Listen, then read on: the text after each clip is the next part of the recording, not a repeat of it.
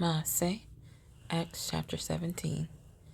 And having passed through Amphipolis and Apollonia, they came to Thessalonica, where there was a congregation of the Yehudim. And according to his practice, Shaul went in unto them, and for 3 Sabbaths was reasoning with them from the Scriptures, explaining and pointing out that the Messiah had to suffer and rise again from the dead, and saying, This is the Messiah, Yeshua, whom I proclaim to you. And some of them did believe, and a large number of the worshipping Greeks, and not a few of the leading women, joined Shaul and Silas. But the Yehudim who did not believe, having become envious, took some of the wicked men from the marketplace, and gathering a mob, set all the city in an uproar, and came upon the house of Jason, and were seeking to bring them out to the people. But not finding them, they dragged Jason and some of the brothers to the city rulers, crying out, They who have turned the world upside down have come here too, whom Jason has received. And all of them are acting contrary to the dogmas of Caesar, saying, There is another sovereign, Yeshua. And they troubled the crowd and the city rulers when they heard this. And when they had received a pledge from Jason and the rest, they let them go. And the brothers immediately sent Shaul and Silas away by night to Beroia, who, having come, went into the congregation of the Yehudim. Now these were more noble than those in Thessalonica, who received the word with great eagerness and searched the Scriptures daily, if these words were so. Then many of them truly believed, and also not a few of the Greeks, decent women as well as men. And when the Yehudim from Thessalonica came to know that the word of Elohim was proclaimed by Shaul at Beroia, they came there also and stirred up the crowds. And then immediately the brothers sent Shaul away to go to the sea, but both Silas and Timotheus stayed there. And those who arranged for Shaul brought him to Athens, and receiving a command for Silas and Timotheus to join him as soon as possible, they departed. But while Shaul was waiting for them at Athens, his spirit was stirred up within him, when he saw that the city was utterly idolatrous. Therefore, indeed, he was reasoning in the congregation with the Yehudim and with the worshippers, and in the marketplace daily with those who met there.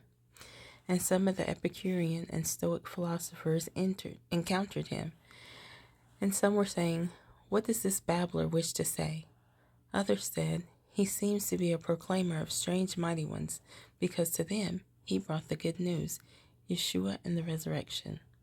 So they laid hold of him and brought him to the Areopagus, saying, Are we able to know what this fresh teaching is of which you speak? For you are bringing some strange matters to our ears. We wish then to know what these mean. For all the Athenians and the strangers living there spent their leisure time in doing naught but to speak or to hear what is fresh. And having stood in the midst of the Areopagus, Shaul said, Men of Athens, I see that you are very religious in every matter.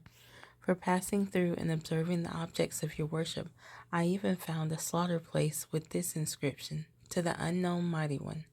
Not knowing then whom you worship, I make him known to you.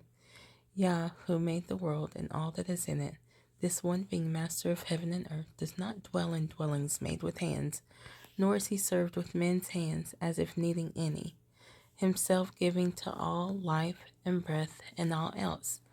And he has made from one blood every nation of men to dwell on all the face of the earth, having ordained beforehand the times and the boundaries of their dwelling, to seek the Master, if at least they would reach out for him and find him, though he is not far from each one of us.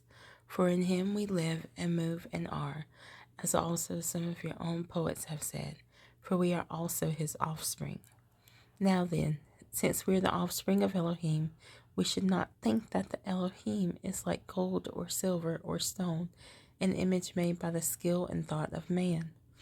Truly then, having overlooked these times of ignorance, Elohim now commands all men everywhere to repent, because he has set a day on which he is going to judge the world in righteousness by a man whom he has appointed, having given proof of this to all by raising him from the dead." And hearing of the resurrection of the dead, some indeed mocked, while others said, "We shall hear you again concerning this." And so Shaul went out from among them. But some men joined him and believed, among them Dionysius the Areopagite, and a woman named Damaris, and others with them.